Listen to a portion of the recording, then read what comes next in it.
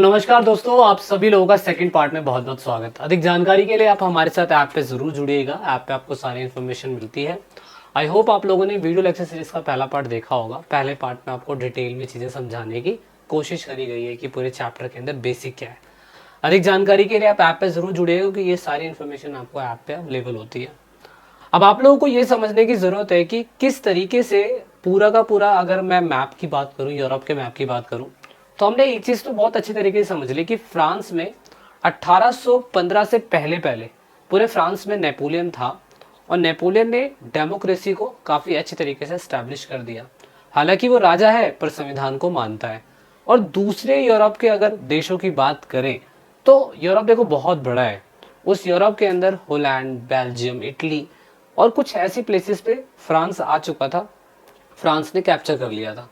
और असल में जब फ्रांस ने कैप्चर कर लिया था तो उस टाइम पीरियड में फ्रांस ने वो सारी चीज़ें लागू करी जो फ्रांस के अंदर थी और उन्हीं जगहों पे लागू कर दी। बाकी अगर पूरे अगर हम बात करें यूरोप की कंट्री की, तो आपको ये यूरोप का मैप ही दिखाई दे रहा है। इस यूरोप के मैप में अगर हम जर्मनी, इटली, स्विट्जरलैंड अगर इसको देखें, जर्मनी ये रहा हमारा, ठीक है। यहीं पे जर्मनी वाले हिस्से में ये जर्मनी का कुछ पार्ट है, ये स्विट्जरलैंड आ गया। और उसके बाद कौन सा है, उसके बाद इटली है, ये वाला इटली वाला पार्ट आ गया, ये इटली है। अब ऐसे में अगर हम देखने की ये कोशिश करें कि इन प्लेसेस पे क्या राजशाही तंत्र था, राजा का तंत्र था, तो ऐसा नहीं है। ये वो इलाके थे जहां पर मैं कह सकता हूँ खुद की ऑटोनॉमस टेरिटरी का मतलब होता है एक ऐसा तंत्र जो स्वतंत्र, खुद से ही स्वयं से मतलब आज़ाद हो, जिनका फैसला लेने के लिए जनता यहाँ पे खुद ही चल रही हो। दूसरा, अगर हम ईस्टर्न यूरोप और सेंट्रल यूरोप, ईस्टर्न यूरोप ये वाला पार्ट हो गया, ये वाला पार्ट हो गया, और सेंट्रल यूरोप ये वाला पार्ट हो गया। अगर इन जगहों की बात करें तो यहाँ पर कहीं ना कहीं ऑटोक्रेसी और मोनार्की सिस्टम था और यहाँ पे डाइवर्स पीपल रहते थे। डाइवर्स पीपल का मतलब अलग अलग भाषा बोलने वाले और अलग अलग जाति, धर्म, अलग अलग कम्युनिटी के लोग। तो अगेन मैंने क्या कहा, क्रांति वहीं पे होती है जहाँ पर सेम भाषा बोलने वाले लोग हो, सेम आइडियोलॉजी वाले लोग हो, सेम जाति धर्म वाले लोग हो, सेम झंडा बना दे वो लोग, तो ही वहाँ पर आज़ादी मिल सकती है या वहाँ पे डेमोक्रेसी लाई जा सकती है। पर यहाँ पे ऐसा कुछ भी नहीं था और यहाँ पर कुछ नहीं था तो किस वजह से यहाँ पे एक जैसा सिस्टम बना और कैसे बना और कैसे हर एक देश अलग होता चला गया, वो हम देखने की कोशिश कर रहे हैं। अगर हम यूरोप को देखें तो यूरोप के अंदर उस टाइम पे कॉमन आइडेंटिटी और कॉमन कल्चर नहीं था। हाँ, हेम्सबर्ग एम्पायर था वहाँ पे उस टाइम पीरियड पे, और ऑस्ट्रियो एम्पायर था।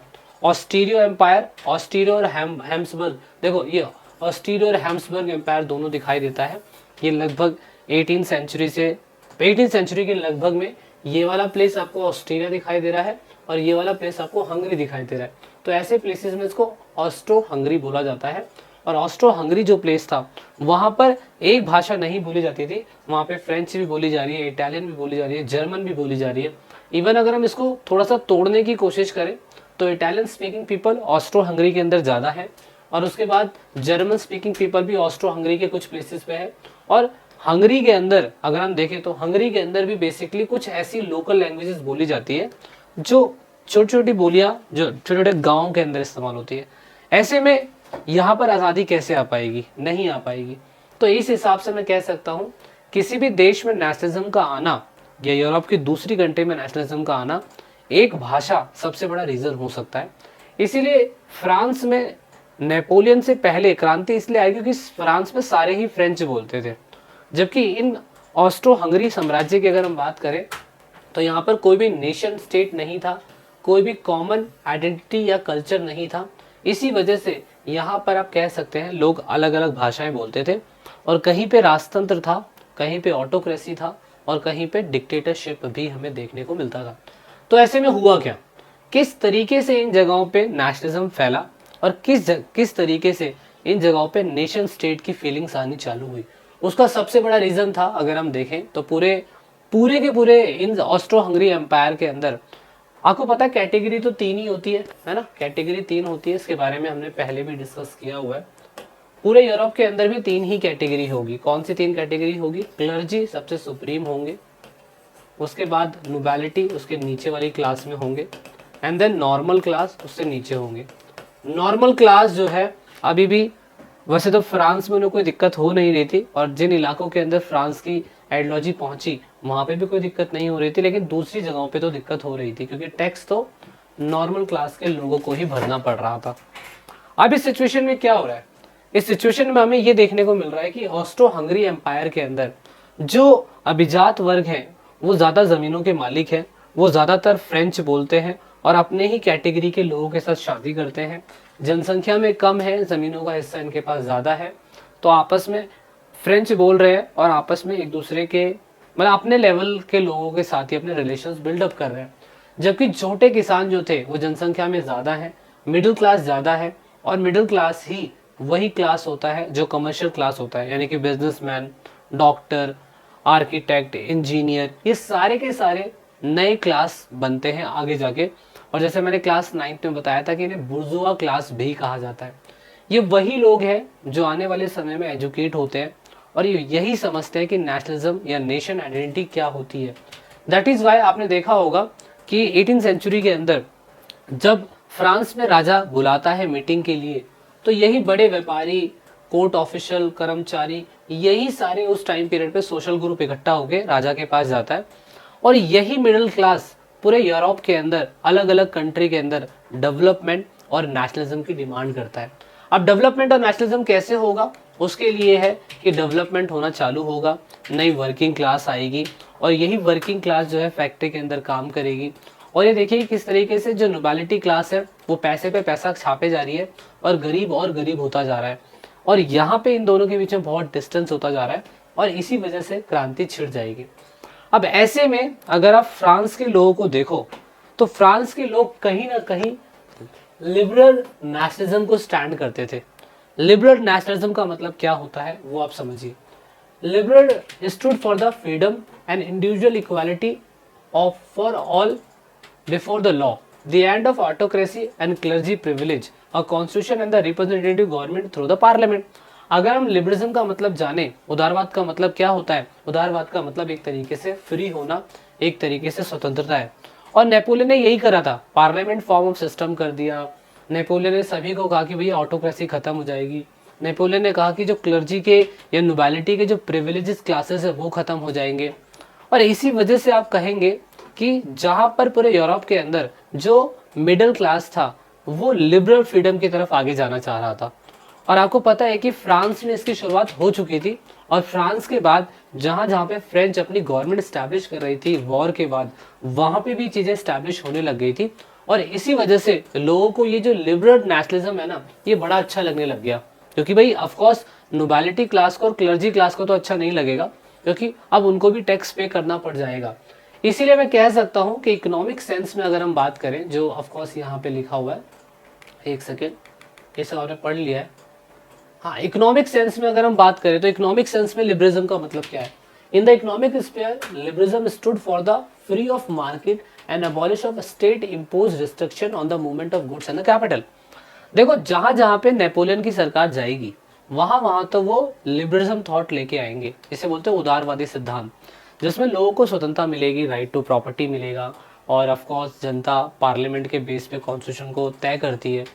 लेकिन असल में एक स्टेट से दूसरे स्टेट पे क्रांति जब भी फैलेगी जब इंसान बिजनेस के थ्रू दूसरी जगहों पे जाएगा।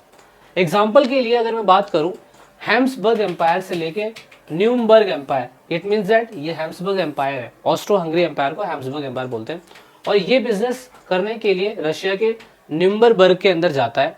और ऑफ कोर्स यहाँ पर मान लीजिए कि फ्रांस की आर्मी स्विट्जरलैंड पहुंची हुई है, स्कॉटलैंड सॉरी, या स्विट्जरलैंड मान लेते हैं, या हॉलैंड मान लेते हैं, हॉलैंड पहुंची हुई है या नीदरलैंड पहुंची हुई है, यहाँ पे इन्होंने कैप्चर कर लिया। अब जब कोई व्यक्ति यहाँ बिजनेस करने जाएगा तो क्या यहाँ का व्यक्ति यहाँ पे आइडियोलॉजी लेके नहीं जाएगा जो फ्रांस की आइडियोलॉजी थी, यानी कि लिबरल्स थॉट जो थे वो यहाँ पे भी आएंगे, और यहाँ के लिबरल्स थॉट यहाँ पे भी जाएंगे। और वो कैसे होगा, वो बिजनेस के थ्रू होगा। और बिजनेस में जब बैरियर्स को खत्म कर दिया जाएगा तो फ्री मार्केट सिस्टम आ जाएगा। कहने का मतलब अगर स्पेन का व्यक्ति बिजनेस करना चाहता है फ्रांस से, तो अगर फ्रांस कोई टैक्स ना लगाए और टैक्स फ्री बिजनेस करे तो ऑफ कोर्स यहाँ पे जो स्पेन की आइडियोलॉजी है वो फ्रांस में अपने आप फ्लो होती हुई चली जाएगी, और यहाँ के लोग अपने आप को जो फ्रांस की आइडियोलॉजी है उसको एक्सेप्ट कर लेंगे।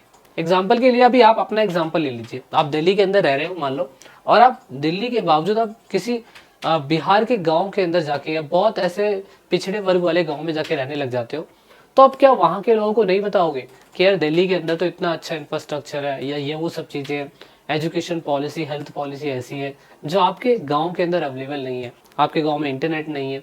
तो वहाँ के लोकल लोग इस चीज़ को बहुत अच्छी तरीके से समझने की कोशिश करेंगे कि अभी भी हम लोग कितने पिछड़े हुए हैं, अभी भी यहाँ पे कितनी इंप्रूवमेंट की जरूरत है, समझ रहे हो। तो सेम ऐसा ही यही आइडियोलॉजी पूरे यूरोप के अंदर धीरे धीरे करके पब्लिश होनी और बढ़नी चालू हो जाएगी।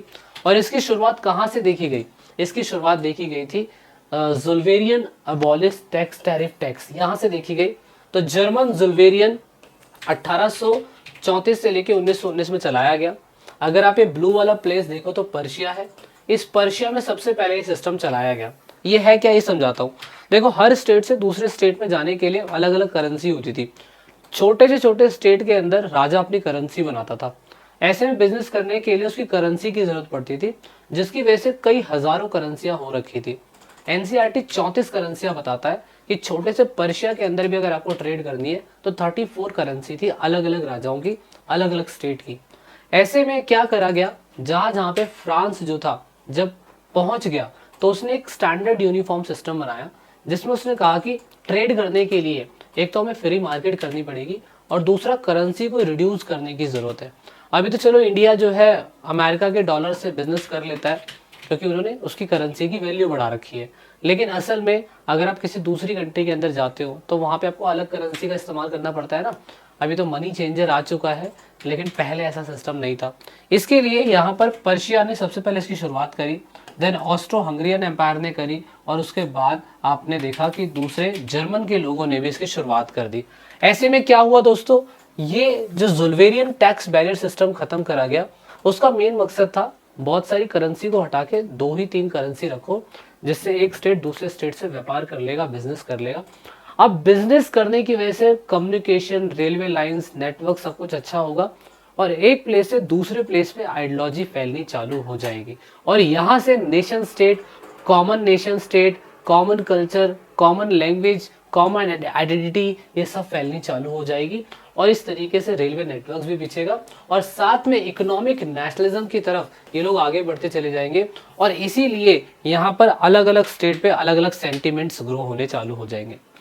अब यही से ही रीजन बनेगा कि नेशन स्टेट लैंग्वेज बेस्ड बनेगा, और हर स्टेट के अंदर फ्रांस की जो आइडियोलॉजी चल रही थी 1815 तक, वही सेम आइडियोलॉजी हर एक कंट्री के अंदर फैलनी चालू हो जाएगी। So this is it in the second part. I hope आपको समझ में आया होगा कुछ बेसिक बातें। बहुत टफ है हिस्ट्री का सब्जेक्ट, लेकिन ई पाठशाला आपको बहुत बेसिक और आसान भाषा में समझाने की कोशिश करता है। अधिक जानकारी के लिए ऐप पे जरूर जाइएगा। वीडियो को एंड तक देखने के लिए दिल की गहराइयों से बहुत बहुत धन्यवाद। अगर आप यहाँ तक आ गए तो वीडियो को लाइक शेयर सब्सक्राइब जरूर करिए। This is it in this video. जय हिंद, जय भारत, वंदे मातरम।